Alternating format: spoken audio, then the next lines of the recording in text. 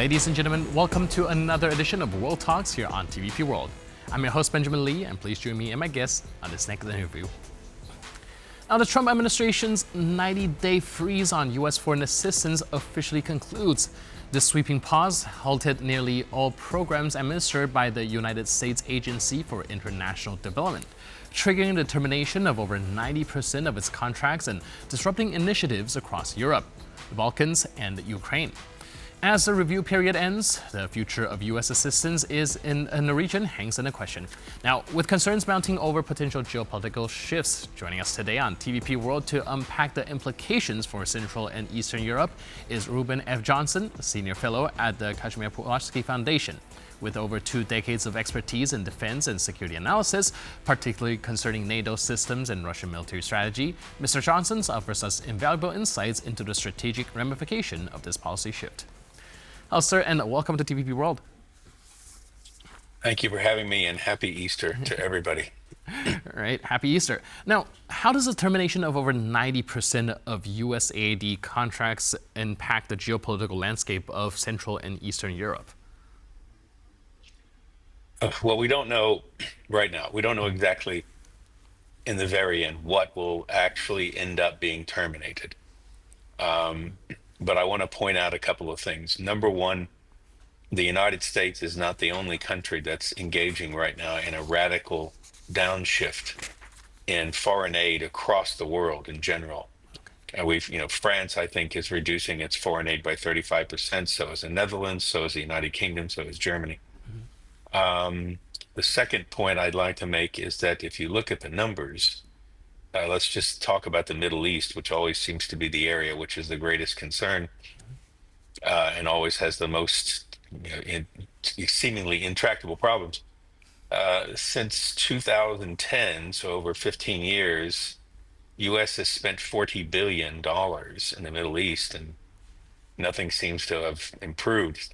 As a matter of fact, the conditions there are probably several orders of magnitude worse. So some evaluation of what works and what doesn't work is probably past due. As far as Central and Eastern Europe, I'm sorry to go on like this, but Central and Eastern Europe is concerned. The big concern is right now is military aid for Ukraine, the support for foreign sales to countries like Poland and our other NATO allies. Like you mentioned, a lot of the aid being spent in the Middle East doesn't really come into fruition. So perhaps it is high time that some of these countries reconsider their foreign aid. However, there is also an argument being made right now that the absence of American influence, or be it other parts of Europe, may leave a power vacuum to be filled by power players such as China, Russia, to kind of fill in that gap. Do you think that that might be a concern going forward? Well, so far, China's efforts haven't actually been a resounding success. You're familiar with the Belt and Road program, which has had, some awfully negative publicity in more recent years, and the entire program seemed to be set up so that China could take over valuable infrastructure of different countries who were too poor to afford to be able to develop it themselves. And I think everyone's onto that game by now. And I mean, everyone is in the same position right now. They realize they haven't spent enough on defense for more than 2 decades. And suddenly they have to spool up. Their populations are already heavily taxed, so you can't tax them anymore. Countries are heavily in debt. And I think there's a solution out there, but I'm not sure anybody wants to hear it.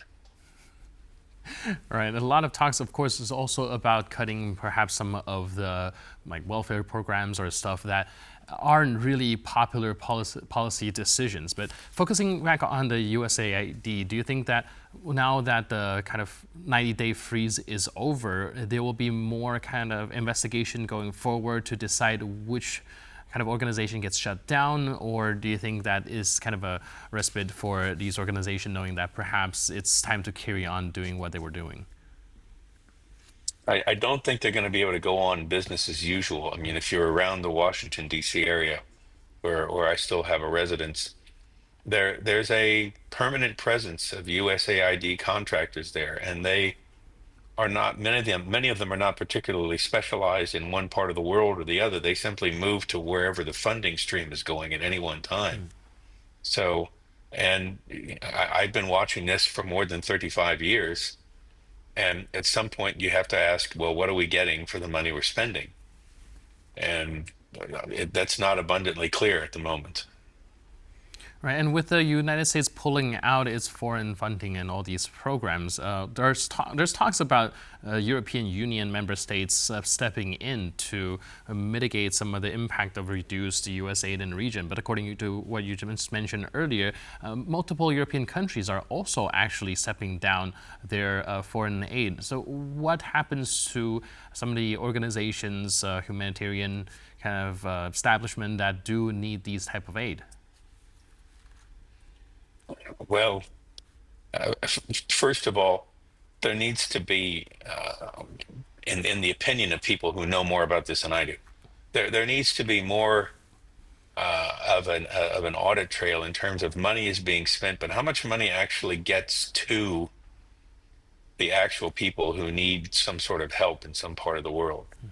I mean, you could see this, for example, in the 90s in the former Soviet Union when the economy collapsed and there were aid programs and you had areas where the infrastructure was falling apart and their mass transit was terrible. What they needed were a couple of dozen new buses and some equipment to sustain them. And instead, what do you get? Some contractors getting paid a pile of money for a study. We love studies in Washington. We study things to death. But does anyone ever act on the recommendations? It's a question. Now, there's a lot of our talks about the USAID being a pillar that ensures promoting the global stability and democracy as well. Do you follow that line of thought, or do you think maybe its impact on promoting democracy across the world, especially in kind of growing democratic countries, is a little bit overstated?